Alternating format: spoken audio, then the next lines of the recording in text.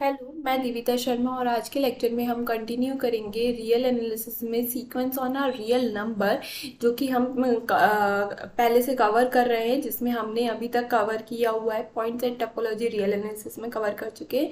Then sequence on a real number पे हमने सारी सीक्वेंस जैसे monotonic, convergent, divergent, oscillatory, bounded, ये सारी सीक्वेंस की डेफिनेशन विथ इसके जितने भी रिजल्ट पॉसिबल हो सकते हैं सब सीक्वेंस, ये सब हमने कवर किए हुए हैं। तो आप प्रीवियस लेक्चर देख सकते हैं प्लेलिस्ट में जाके, जहाँ पे आपको सीक्वेंस में सारे लेक्चर एक साथ मिल जाएंगे। लिंक आई बटन डिस्क्रिप्शन बॉक्स में प्रोवाइड हो जाएगी। डिस्क्रिप्शन बॉक्स में भी लेक्चर वाइज, टॉपिक वाइज आपको सब कुछ गिवन है।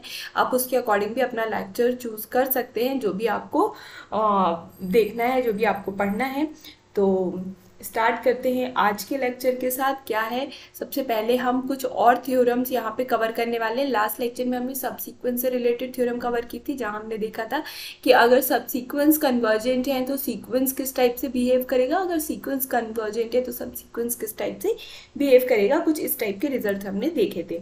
तो अभी आप ये वाला जो रिजल्ट है वो क्या कह रहा है कि इफ आपके पास कोई ए एन है और वो उसकी जो लिमिट है एन टेंडिंग टूवर्ड्स इन्फिनिटी में क्या आ रही है, ए आ रही है, और ए भी कैसा है आपका, नॉट इक्वल टू 0 है, देन आप कह पाएंगे कि देयर एग्जिस्ट के, जो कि कैसा है, पॉजिटिव है, सच डैट, पॉजिटिव है सच डैट, पॉजिटिव है, एंड एक एम भी आप ढूंढ पाएंगे, एंड एम जो कि कहाँ से आएगा, पॉजिटिव इंटीजर से आएगा, या आप कह सकते हैं set of a natural number से आएगा, सच डैट जो ए एन है उसका जो मॉड है वो ऑलवेज ग्रेटर देन के होगा for every N greater than equal to M के लिए। ठीक है, तो सिंपल सा है। इसको अगर हम डेप्थ में समझने की कोशिश करें तो हमको यहाँ पे क्या दिया हुआ है, एक ए एन दिया हुआ है जिसकी लिमिट आ रही है a which is not equal to 0। ठीक है, तो यहाँ पे अगर ए एन कोई सीक्वेंस बन जाती है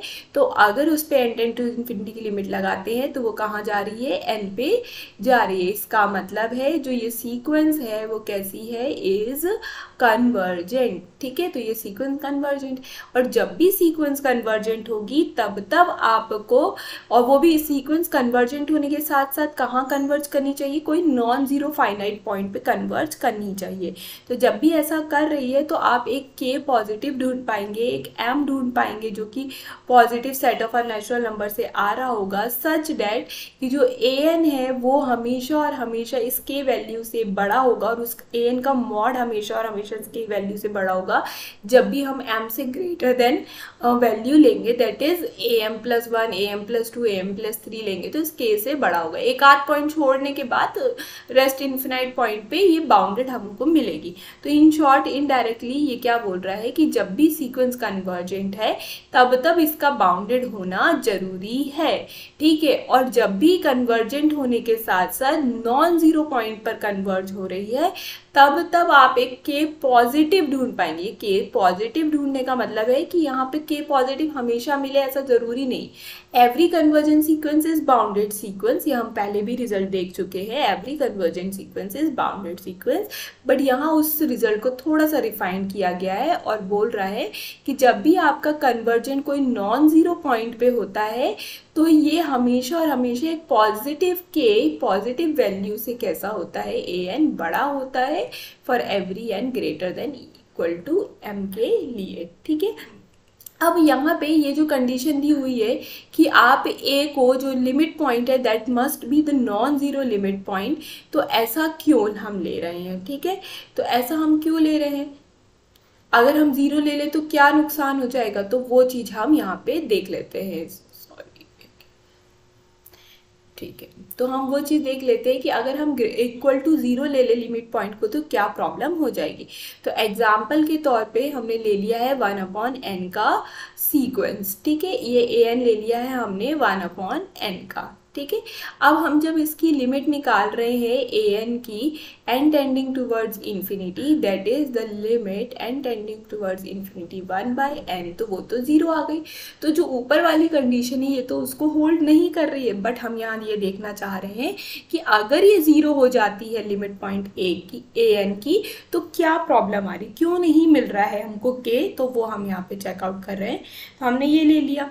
ठीक है, अब हम कह पाएंगे कि देयर डज नॉट एग्जिस्ट के पॉजिटिव सच डैट कि आप लिख पाए कि 1/n कैसा है आपका, इसका मॉड ग्रेटर देन के है, क्योंकि यहाँ देखो ग्रेटर देन के, और के भी कैसा है, ग्रेटर देन 0। अब आपने बोला कि जो सीक्वेंस है वो कहाँ तक जा रही है, 1/n की सीक्वेंस जा कहाँ तक रही है, 0 तक। तो मतलब यहाँ कहाँ तक इसके सेट बनेगा, मतलब इसकी लिमिट कहाँ तक बनेगी, 0 पे आएगी तो नहीं, कभी भी ये 0 के बराबर तो नहीं होगी, बट पास के पास 0। तो जैसे ही आपने के पॉजिटिव को फिक्स किया, क्या, जैसे आपने के पॉजिटिव को फिक्स कर दिया 0.000000001 फिक्स कर दिया, तो नेक्स्ट पॉइंट आपको मिल जाएगा जहाँ पे एन की वैल्यू आप और इंक्रीज कर लीजिए। लेट से कि ये N is equal to M पे आपको ये 12 पॉइंट मिल रहा है, तो N is equal to M plus 1 ले लीजिए, एक पॉइंट और इंक्रीज कर लीजिए, तो आपको जो ए एन की वैल्यू है वो क्या मिल जाएगी, 0.000000001 मिल जाएगी। ठीक है, तो कभी भी आप इस m को फिक्स नहीं कर पाएंगे, k को फिक्स नहीं कर पाएंगे, पॉजिटिव k को फिक्स नहीं कर पाएंगे। अगर k आपने ये फिक्स किया है तो अच्छी बात है, बट आप जैसे ही n की वैल्यू और आगे बढ़ाएंगे तो k आपका ये भी बनेगा और k इससे भी छोटा कुछ बनेगा, बहुत नियर टू नियर बाय 0 तक के यहाँ पे k आपको मिलेंगे, तो k को आप कभी फिक्स नहीं कर पाएंगे, है ना, अनटिल अनलेस आप k को 0 ना ले लें। मगर अगर आपने k को 0 ले लिया है तब ही आप बोल पाएंगे कि जो an है, जो 1/n है, इसका जो मॉड है ये ग्रेटर देन इक्वल टू 0 है। ये चीज बोलना इट्स ट्रू, ठीक है, यहाँ पे ये बात बोलना सही है, ठीक है, यहाँ पे ये बात बोलना सही है। बट जब आप ऐसा बोल रहे हैं तो k is not greater than 0, ठीक है, here k is not greater than 0। तो बात प्रॉब्लम यहाँ पे आ रही है क्योंकि हम यहाँ पे जो स्टेटमेंट दे रहे हैं वो क्या बोल रहे हैं, k ग्रेटर देन 0 होना चाहिए, बट k ग्रेटर देन 0 कभी भी आप नहीं ढूंढ पाएंगे। आपको k को इक्वल टू 0 रखना पड़ेगा या लेसर देन 0 रखना पड़ेगा, तभी आप ये स्टेटमेंट दे पाएंगे। किस टाइप के सीक्वेंस में, जो कि कन्वर्ज कर रही है 0 पे, ठीक है ना। तो यहाँ पे आपने इस रिजल्ट से ये चीज़ देखा कि अगर कोई सीक्वेंस कन्वर्जेंट है तो इसके पास दो पॉसिबिलिटी है, कन्वर्ज करेगी, कन्वर्ज टू ए, मतलब ए पे कन्वर्ज करेगी जो कि नॉन जीरो है, एंड कन्वर्ज टू बी जो कि कैसा है, 0 है, ठीक है। तो 0 है इसका मतलब है देयर डज नॉट एग्जिस्ट के जो कि ग्रेटर देन होगा, एंड m जो कि क्या होगा, set of a positive integer से आ रहा होगा, सच डैट an का जो मॉड है वो ग्रेटर देन k हो जाए for every n greater than equal to m के लिए, ठीक है। बट जब भी आपका a equal not equal to 0 मिलेगा कन्वर्जेंट में, तब आप इस k को ढूंढ पाएंगे greater than 0 and m belongs to the set of a positive integer such that an का जो मॉड है वो ग्रेटर देन k होगा for every n greater than equal to m के लिए।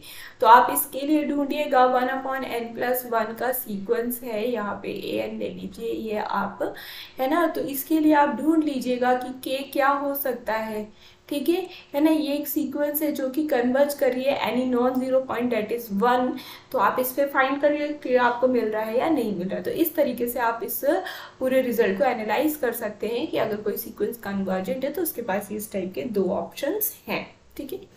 ये हो गया। तो यहाँ स्पेशलिटी थी क्या कि लिमिट पॉइंट आपका नॉन जीरो होना चाहिए एंड लिमिट पॉइंट 0 होना चाहिए, तो उसके बेसिस पे ये दो रिजल्ट है। नेक्स्ट रिजल्ट पे आ जाते हैं, नेक्स्ट थ्योरम पे आ जाते हैं।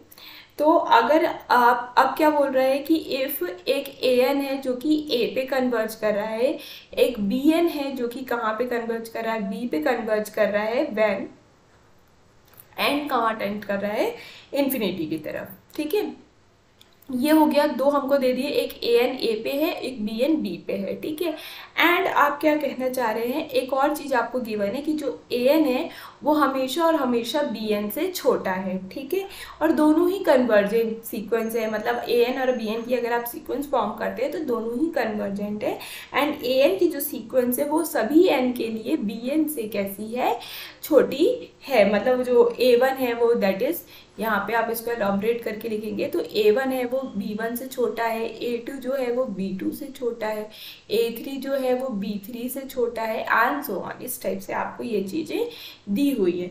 अगर ऐसा दिया हुआ है तो आप डायरेक्टली इम्प्लाई करेंगे एंड बोलेंगे जो इनकी लिमिट पॉइंट है वो भी एक दूसरे से सेम पैटर्न पे स्मॉलर और लेसर और इक्वल टू है, ठीक है, सेम। तो अगर कोई जो दो डिफरेंट सीक्वेंस है और वो दोनों कन्वर्जेंट हैं तो उनकी लिमिट पॉइंट भी इस टाइप की कंडीशन को होल्ड करेगी, अगर सीक्वेंस इस कंडीशन को होल्ड करती है तो, ठीक है। तो दो कन्वर्जेंट सीक्वेंस अगर इस टाइप से कंडीशन होल्ड करते हैं कि an is less than equal to bn, तो जो ये कन्वर्ज करेंगे तो भी सेम पैटर्न पे ही कन्वर्ज करेंगे। तो यहाँ से आपको ये चीज़ समझ में आई होगी, ठीक है, ईजी है, इसमें कुछ भी नहीं है, ठीक है। तो अगर आपको क्या दिया हो कि यहाँ पे जैसे कि एग्जाम्पल क्वेश्चन में अगर आपको क्या दिया हो, क्वेश्चन दिया हो, ठीक है, और इसमें आपको जो bn है मतलब कोई भी एक सीक्वेंस है वो दी हो आपको किस तरीके से 1 में n प्लस में 1 सीक्वेंस दी हो मान लीजिए आपको, ठीक है। तो आप पहले तो इसकी ये दिया हो एंड आपको बोल रहा हो कि ये कन्वर्ज कर रही है किसी b पे, एंड एक an है वो कन्वर्ज कर रही है किसी a पे, then find the possible value of a, possible value of a। और आपको यहाँ पे ये भी गिवन हो कि साथ में कि जो bn जो an है वो कैसा है, less than equal to bn है फॉर एवरी n के लिए। मैं यहाँ लिख देती हूँ, ठीक है, जो an है वो कैसा है, less than equal to bn है फॉर एवरी n के लिए। देन आपसे बोल रहा है then find the value, find the possible value of a, ठीक है। और ऑप्शन में आपको दिया हो a पे दिया हो आपको क्या कहते हैं 2, b पे दिया हो आपको 3, है ना, 4 c पे दिया हो आपको 0, एंड यहाँ पे d पे दिया हो आपको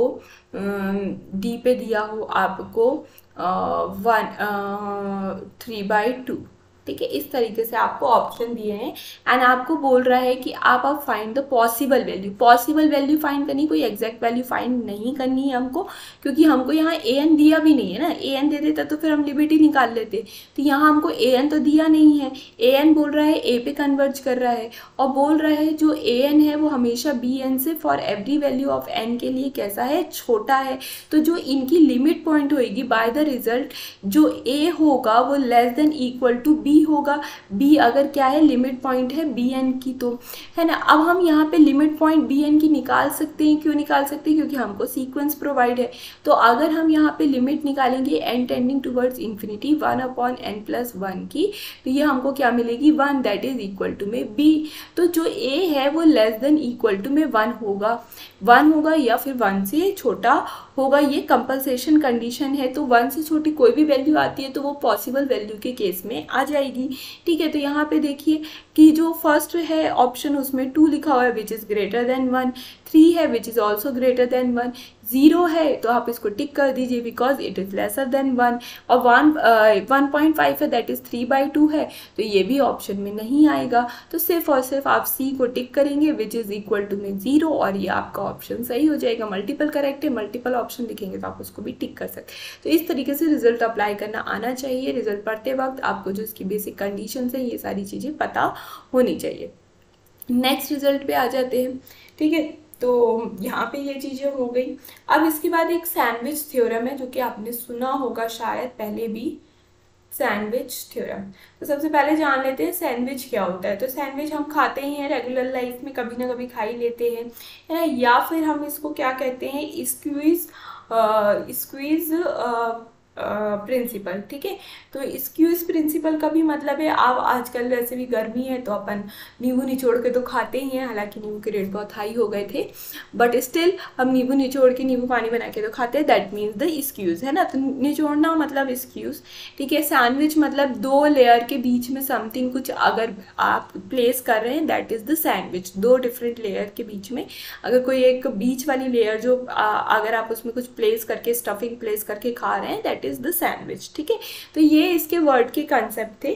तो यहाँ पे हमने ये कंसेप्ट क्यों यूज़ किया है, ये वर्ड क्यों यूज़ किया है, तो देखिए, इफ़ अगर आपके पास ए एन कैसी है एक सीक्वेंस है, एंड आपके पास कैसी है एक बी एन सीक्वेंस है, एंड आपके पास यहाँ पे सी एन सीक्वेंस है, तीन सीक्वेंस है, आर थ्री सीक्वेंस। ठीक है,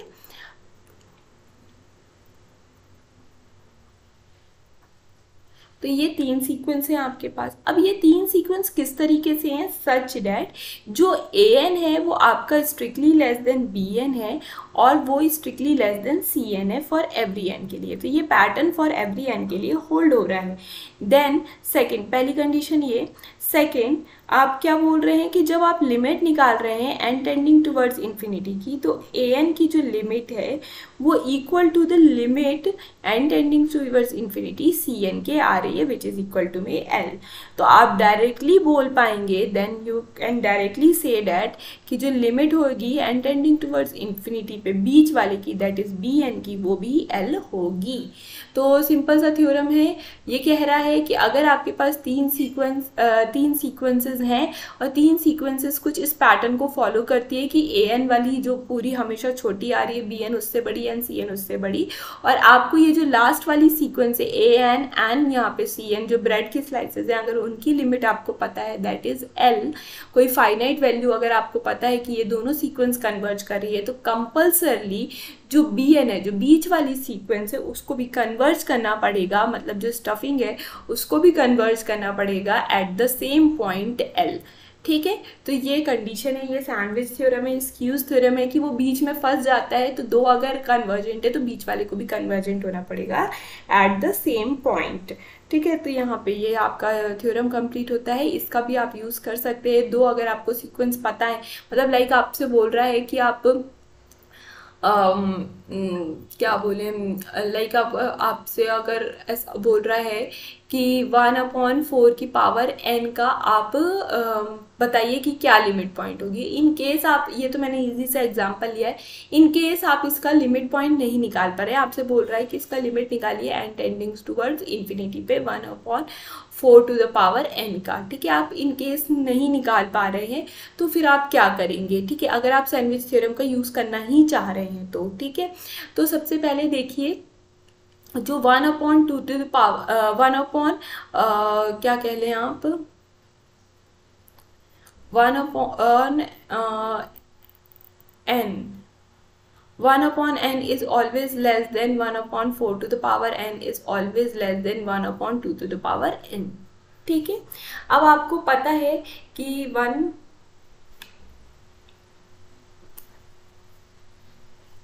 नहीं, गलत लिख दिया,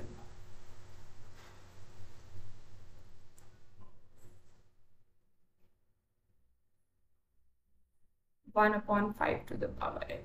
ठीक है, ऐसा ले लीजिए। तो अगर आप इसकी सीक्वेंस, इसकी आप निकाल पा रहे हैं एंड देन इसका भी अगर आप निकाल पा रहे हैं, तो आप डायरेक्टली बोल दें कि इसकी भी यही वैल्यू आएगी। तो ये टेंडिंग टुवर्ड 0 है, ये भी टेंडिंग टुवर्ड 0 है, एम्प्लाई कि जो 1/4 टू द पावर n है वो भी टेंडिंग टुवर्ड 0 होगा।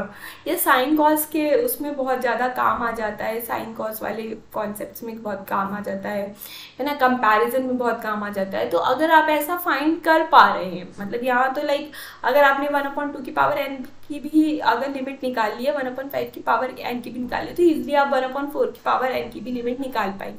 बट इन केस अगर आपके पास कोई ऐसी लिमिट आ जाती है, ऐसा कोई क्वेश्चन आ जाता है जिसके आप लेसर और ग्रेटर सीक्वेंस बना सकते हैं और उसकी लिमिट पॉइंट निकाल सकते हैं, तो आप इस थ्योरम का यूज़ करते हुए बीच वाले की भी आप निकाल सकते हैं। तो अब कुछ एल्जेब्रास पे आ जाते हैं, algebras of the limit of the sequence।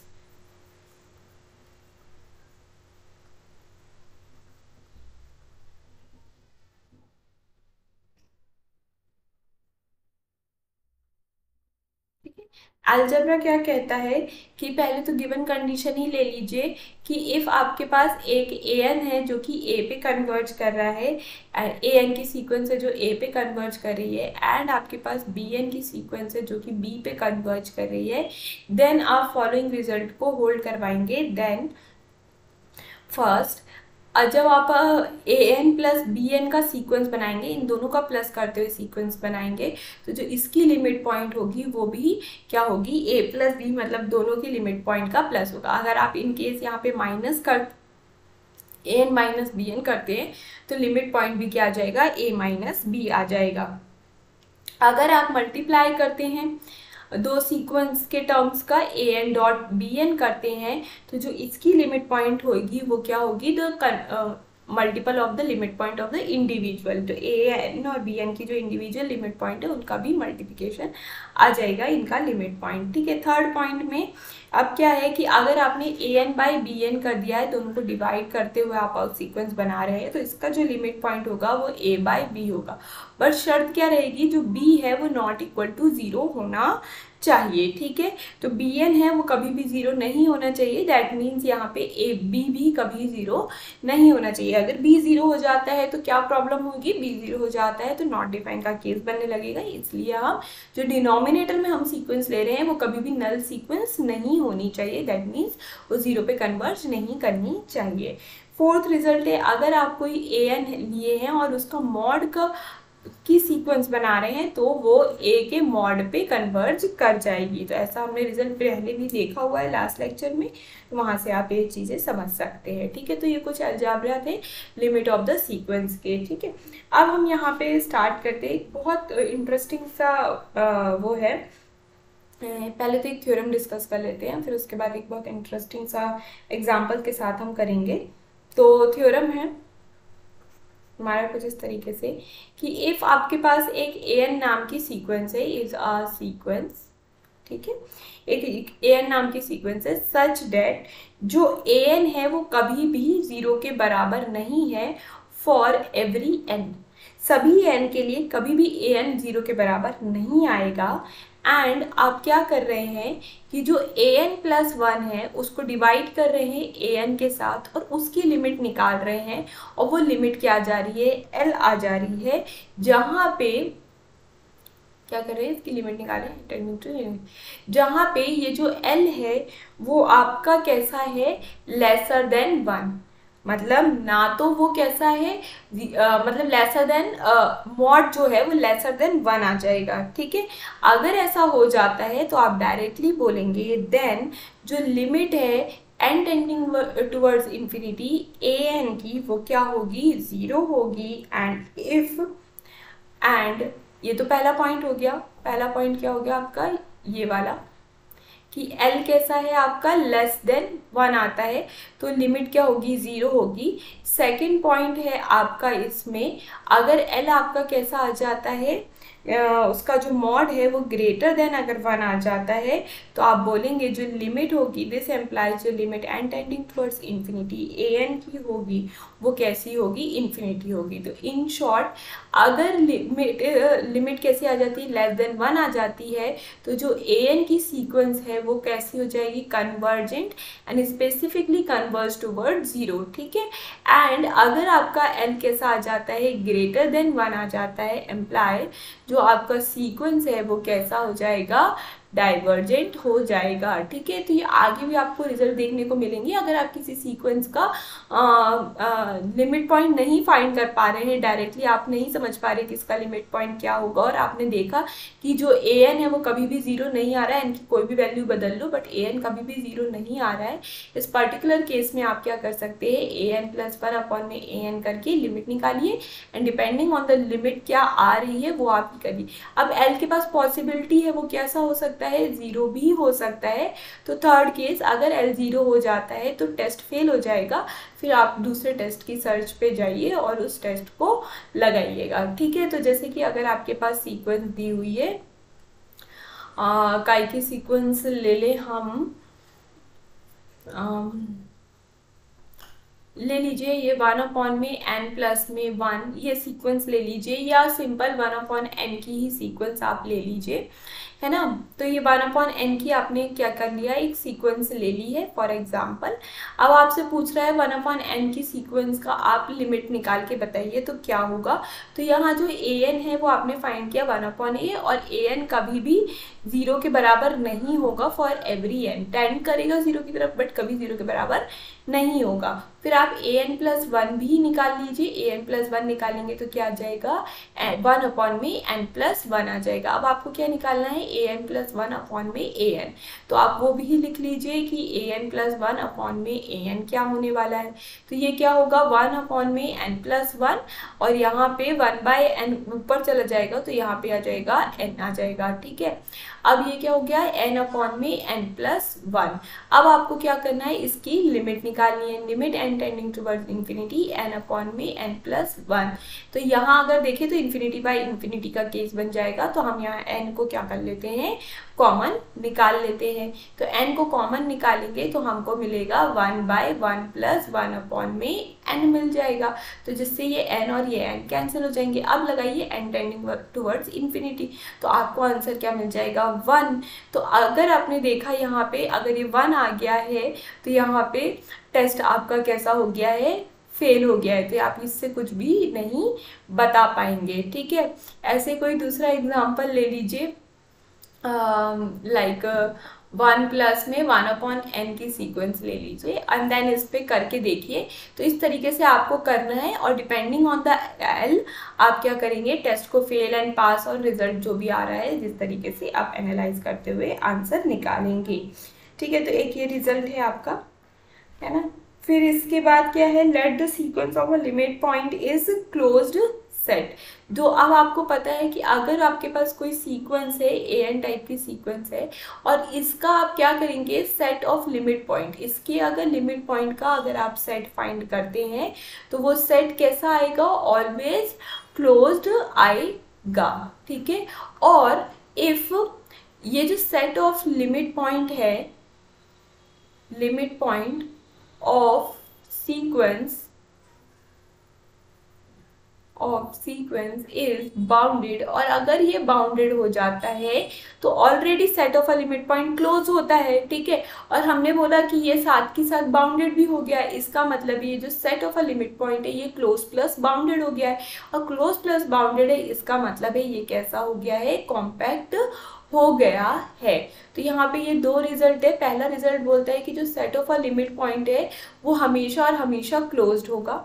दूसरा रिजल्ट बोलता है कि अगर ये जो set of a limit point है वो अगर बाउंडेड भी हो जाता है, तो ऊपर वाले केस से क्या आ गया, क्लोज्ड, और यहाँ से क्या आ गया, हमको गिवन है बाउंडेड, तो एम्प्लाई करेगा कि वो कैसा होगा, कॉम्पैक्ट होगा। तो ये होप आपको यहाँ तक चीज़ें समझ में आई होंगी। आप हम इसके बाद क्या करने वाले हैं, इसके बाद हम एक रिजल्ट है कि अगर हमारे पास दो सीक्वेंस है और हम क्या कह पाएंगे, ऑल अलजेब्राइक्स में ऑल अलजेब्रा को हम थोड़ा सा एलाबोरेट करते हुए देखेंगे, then limit inferior limit superior के कुछ क्वेश्चन देखेंगे, एंड देन उसके बाद हम एंड करेंगे विथ सम प्रैक्टिस क्वेश्चन। तो वो भी हम पूरे एक लेक्चर में 30 मिनट के लेक्चर में क्वेश्चन को सॉल्व करना सीखेंगे, देखेंगे कि हम किस तरीके से क्वेश्चन को सॉल्व कर सकते हैं। मीनवाइल आप इनकी लिमिट निकाल के देखिएगा कि log 1/n की क्या लिमिट होती है। ये सीक्वेंस है तो ये किस टाइप की सीक्वेंस है, कन्वर्जेंट है, डाइवर्जेंट है एंड ऑल, ठीक है। अब अगर आपके पास कोई कांस्टेंट सीक्वेंस है, सीक्वेंस कैसी है, कांस्टेंट है, ठीक है, एक रिजल्ट है, एग्जाम्पल नहीं है ये क्वेश्चन है, ठीक है। अगर आपके पास एक रिजल्ट है, सीक्वेंस कैसी है, जो an है वो जो सीक्वेंस है वो कैसी है, c है, कांस्टेंट सीक्वेंस है अगर आपके पास, तो जो उसकी लिमिट पॉइंट होगा, जो लिमिट पॉइंट होगा इस an का n टेंडिंग टुवर्ड्स इंफिनिटी पे, वो क्या होगा, एग्जैक्टली c के बराबर होगा, जो भी उस कांस्टेंट की वैल्यू होगी। तो ये तो बेसिक सा था कि जो an है वो सीक्वेंस c की है, कांस्टेंट सीक्वेंस है, तो ये इस तरीके से आ जाएगा। बाकी आप log 1/n की लिमिट फाइंड करके देखिएगा, बताइएगा कि किस टाइप की सीक्वेंस है, कन्वर्जेंट है, डाइवर्जेंट है और ऑक्सिलेटरी है ना। तो आप सबको यहाँ तक की सारी चीज़ें क्लियर हुई होंगी। नेक्स्ट लेक्चर में हम कुछ अलजेब्राइक के और एलोबरेट करते हुए रिजल्ट देखेंगे and then further limit, inferior limit, superior को देखते हुए ये टॉपिक को एंड करेंगे, the real number sequence on a real number. ठीक है, फिर इसके बाद हम सीरीज वाला स्टार्ट करेंगे after solving some practice question. Thank you for watching. चीज़ें हमको समझ में आई हैं तो प्लीज़ चैनल को सब्सक्राइब करिए, वीडियो को लाइक करिए, शेयर कीजिए फ्रेंड्स के साथ ताकि उनके भी डाउट क्लियर हो सके। Thank you.